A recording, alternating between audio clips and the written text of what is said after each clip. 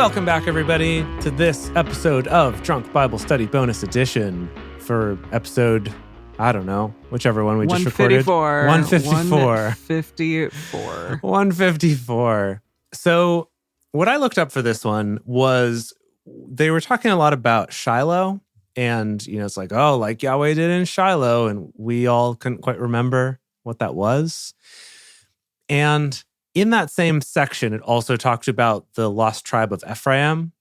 And so I thought they might be related. And it turns out that they were. Okay. So of the tribes of Israel, right? So of the 12 tribes, 10 of them are today considered the lost tribes of Israel. Okay. And this is one of them, and one of the earlier ones. I think the first one was, who was it?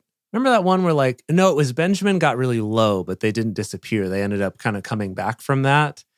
But so when they all came to Canaan and they all cast lots, and that's how they all got what land belonged to each of the tribes.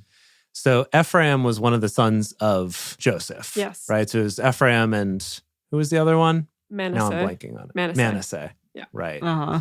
So the deal with the prophecy that was given to Jacob was that, or maybe it was given to Joseph, I forget which one, but it was that Ephraim, who was the younger of the brothers, would actually be the greater of the two. Like their tribe would end up being the greater one. And I guess that happened. But then during the time of Isaiah, actually, so about 100 years before where we are right now, during the time of Isaiah, when Jerusalem was captured, which is what happened in 2 Kings and that kind of stuff.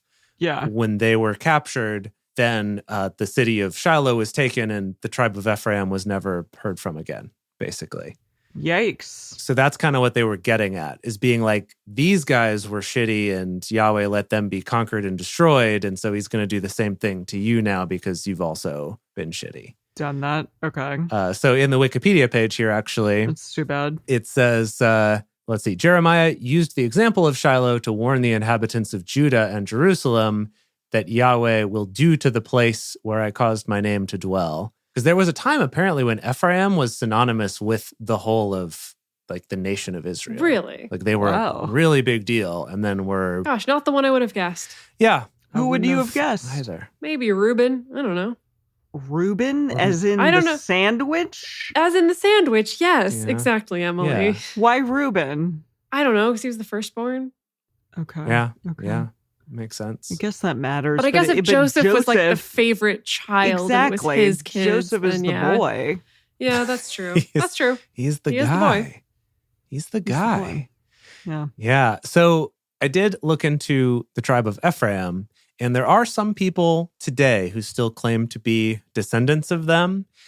And specifically, there are some Persian Jews who claim to be descendants of Ephraim, and also the Telugu Jews who are in India also claim to be descendants of Ephraim, which is interesting. But then this was the one that was the most fun, and that is that the Mormons also believe that they are descendants of both Ephraim and Manasseh, that they're... Mormons. Yes. So the Church of Latter-day Saints believes that the main groups from the Book of Mormon, which are the Nephites and the Lamanites, I think is how you say those. Okay. Lamanites? That they were parts of the tribes of Ephraim and Manasseh. And furthermore, then the Mormons, being originally the Jews who then moved to America, fulfills the prophecy that's from Genesis that says, Joseph is a fruitful bough, even a fruitful bough by a well, whose branches run over the wall. And by interpreting the wall as the ocean, being that they're so great that they spread across the ocean over to America. And I see. And hence we're Mormons, and that's okay that for us to make the connection that we're Jews. Right. That we're descendants of these Jews. And Jesus came with them or something? That part I'm not sure about. It doesn't mention that in this particular article. But yeah, so there you have it. That sweet. Potentially the Mormons not only were descendants of Ephraim and Manasseh, but also that the magic glasses that he used to decode the tablets were the, what were those called? The stones back from Genesis that they would do like fortune telling with. Oh, yes. I remember those. Yeah. Fascinating. Some good lore building. I do appreciate that Wow. Yeah. about the Church of Latter-day Saints. I do appreciate the lore building that they've done. Really enriched the like extended universe, Bible extended universe. It's good. I wonder if somebody has written that book. I don't know. What? The Bible extended book? universe? The Bible, the extended universe. Everyone's like, course. that's blasphemy. Wow. Well, okay. All right. I looked up some stuff about horses Yeah. because there were so many horses in this episode. We've had a lot of them recently. We've had a lot of horses. Yeah, So Will Arnett's getting a lot of work in our franchise right now. he is. Yeah. I don't know. Jeremiah the bullfrog is friends with the horses. So let's talk about them. So we were wondering about their vocal selves. Proclivities. Their vocal Yeah. selves, yes. How they express themselves vocally. Uh-huh. Exactly. Yeah, because they can't talk unless they're Will Arnett. They can't Mhm. speak generally. Or if they're Mr. Ed, they could also speak then. Yes, in those rare cases they could, but probably most of these sources could not. So they do various other things. So I looked on practicalhorsemanmag.com. Practicalhorsemanmag.com. .com. Yeah, exactly. Right. It's a really specific thing that I feel like my mom would like subscribe to in some way. But yeah, this is talking about the various horse sounds that occur. And this article talks about the lower keyed sounds you'll likely to hear from your horse up to the more intense sounds. So, okay, the first one is sighing. Horses sigh. They're like, Oh, okay. Yeah. Kind yeah. of. Heard that one from a horse for sure. yeah. So this is to express relief, which you might hear when you're grooming or massaging them, which releases tension in your horse's muscles. So that's Alright. nice. Sounds yeah. good.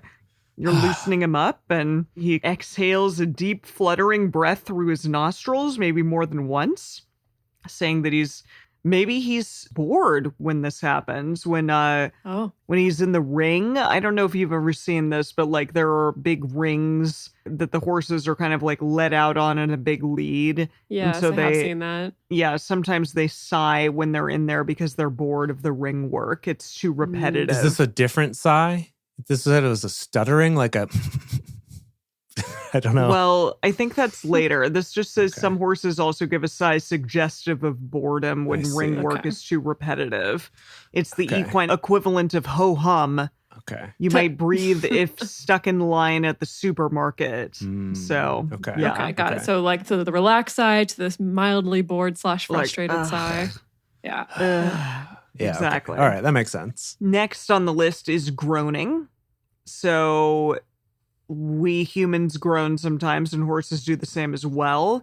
Sometimes it's to signal pain, but we have to like have some detective work here to figure out why the groan is happening. What does Because horse groaning sound like?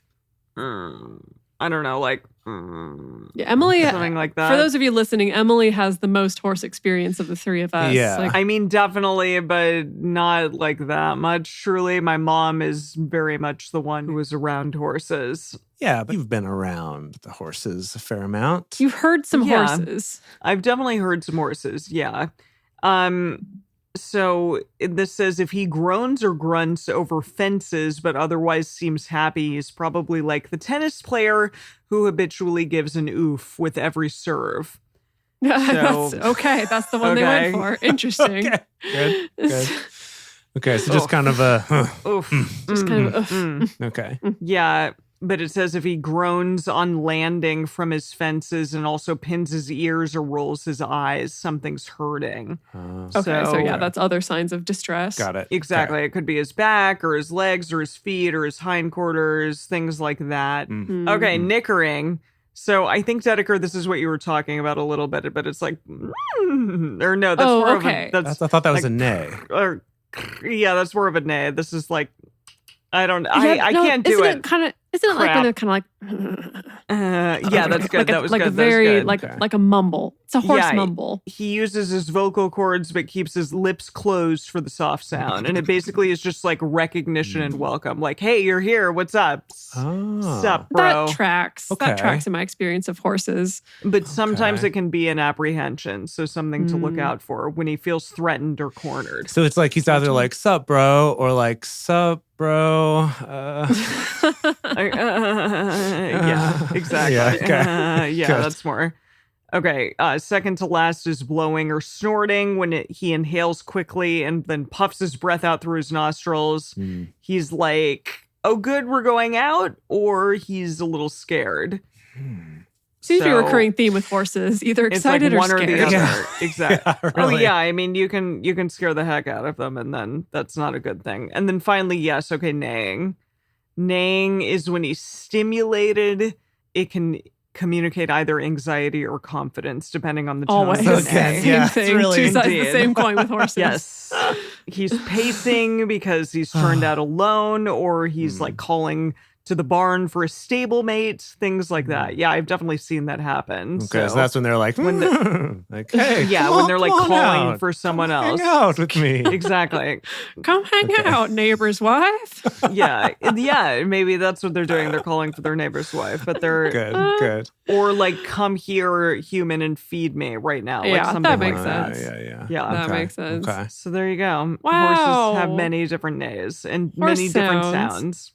Indeed. Well, I'm going to teach y'all about gall water and also Ew, balm yuck. water. This is gonna be gross. Ugh. Should everyone at home just like stop No, now? no, Just no, no. Stop on your No, it's podcast. okay. Okay. Okay. It's okay. I mean, we have the gallbladder, which I think technically refers to like bile, but in the Bible, that's not really what it's referring to. Oh, So we're not okay. going into that kind of gross stuff. Okay. Essentially, gall. So it's interesting. On Bible Gateway, I looked up a couple other translations, and in other places in Jeremiah, other translations call it poisoned water specifically. Okay. Ew. Okay. The gall. Yeah, so not necessarily about it being, I don't know, weird water or however it is we're interpreting it. Okay. Most likely it was water that was mixed either with wormwood or with myrrh that would make it bitter. Oh. Yeah. Now, what's interesting is there's possibly a little bit of a call forward to the New Testament here, because when Jesus is on the cross, he is offered wine mixed with gall, essentially. Really? Oh. Yes. And So they're giving him some stuff while he's dying. They're like, "Oh, you're dying. Here's some stuff." okay, well, we will get to there, but there is some discussion of like, was this a nice thing or was it a mean thing? Was it a mean thing of you want water, we're going to give you something gross and awful? Or there's also evidence to suggest that specifically myrrh mixed in water would work as a painkiller. Oh. Like, was it actually something that was kind of merciful, like mixed with Interesting. wine to help to kind of dull the pain? Right. So Huh. Got it. there's that. Jeez. I didn't do a deep enough dive to even look and like, did it even use the same Hebrew word or Greek Wow. words or what? But Yeah, because I guess it would have been That's Hebrew and basically then what we're Greek, so looking that's at. hard to compare. Yeah. it is hard Yeah. to compare. Like the Hebrew word for wormwood is lana, and Okay. it occurs 7 times in the Hebrew Bible, always with the implication of bitterness, that's what that's associated with. But Huh. then, of course, the Greek word, which is absinthos, very similar to absinthe. Oh, yeah. And that word, absinthos, is only mentioned in the book of Revelation just once. Really? So I think when we get there to that part in the New Testament, we'll have to look at what the actual Greek words are for what they gave to Jesus and see how it compares. Interesting. But what about the whole gold, frankincense, and myrrh? It seems like it'd be there too then, right? Or was that a different word they used at that Well, point? that's a different word from myrrh, because lana refers to wormwood. Oh, I see. This is just specifically. wormwood, not myrrh. Okay. Yes, Got it. not got myrrh. it. Got it. Yes. Okay. Now, Whoa. speaking of ancient tinctures, Uh-huh. we're Okay. also going to Good. talk about balm of Gilead, Yeah. which What Oh, is yeah. this? What's we're that all about? like, why do we know that phrase? But we Yeah. can't point to why we know that phrase. It does So, feel familiar even to me, so I think Yeah, that's saying yeah. something. Yeah. So to talk about what the balm of Gilead actually is that it was a perfume that was used medicinally Okay. and named for the region where the plant came from, which was Gilead. So Huh. it's usually suggested that it's the balsam tree or bush. Sometimes there's some debate over exactly what it was made out of, but balsam is, I think, kind of the main one that people talk about as being used as the base of this particular like healing balm. Okay. Supposedly, the Queen of Sheba brought some as part of her presents to Solomon? Yeah, because it was considered to be rare. It was a rare Okay. thing, and so Right. it was very, very valuable. So there's more trivia about Balm of Gilead and how it shows up in a bunch of different traditions. It shows up in the Arab tradition as well. However, to talk about cultural references, there's a couple that are probably the reasons why we know it. So first of all, there is a traditional African-American spiritual called There Is a Balm in Gilead. Oh. And this phrase, the Balm of Gilead, especially as we're reading it in this verse in Jeremiah, it's interpreted basically as like a medicine, as a spiritual medicine Okay. that's able to heal Israel or heal sinners. So that's what the reference is. That's what Jeremiah is saying is there nothing that can heal all these sinners, Got it. all these bad people? Yeah. Yes. Did. Is there nothing? Is there nothing? So there's the song. However, I'm going to put my money on the reason why we probably know this is from The Raven by Edgar Allan Poe. Oh. Really? Yeah, so I'm going to read this stanza. Prophet, said I, thing of evil, prophet still, if bird or devil, whether tempter sent or whether tempest tossed thee here ashore, desolate yet all undaunted, on this desert land enchanted, on this home by horror haunted, tell me, truly I implore, is there balm in Gilead? Tell me, I implore. Quoth the raven, nevermore. Whoa. Well. Any kind of raven. Any kind of raven. It Wow. all comes full circle. all comes That's around. I need my There you conspiracy go. theorist bulletin board to Yeah. make all these connections. Seriously. Beautiful. Wow. Yeah. So I think it shows up in a couple of other songs as well, but I think probably the Raven is why it's Yeah. gotten kind of encoded in the background of your brain. That makes sense. Yeah. Yeah. Good old Wow. Edgar Allan Poe knew his Bible, That he did. or at least knew how to reference it. Knew how to pull some quotes from Yeah. it. I do wonder if people back then read the Bible actually, unlike people of today who just say that they've read the Bible but actually haven't read the whole You mean thing. during Poe's time? Sure. Yeah. Hmm. That's an interesting question. Yeah, like They had has more actual Bible time. readership increased or decreased over the years? That is a good question. I that wonder. I is- don't even know how you would start to research that. yeah, that's a tough Yeah. one. I don't know. Indeed. Yeah, you would have had to have done some kind of research back then. Yeah, I'm sure. I guess yeah. I'm sure we can find somebody's doctorate dissertation you're right. on Yeah. the relationship to the Bible. If you, listener, have written that dissertation, we would love to read it. Please send it our way Please to send info it, yes. at drunkbiblestudy.com. All right. Thanks, everybody, for joining us for this episode of Drunk Bible Study Bonus Edition. And we will see you next week for more doom and destruction, probably in Jeremiah. Most likely. See you then.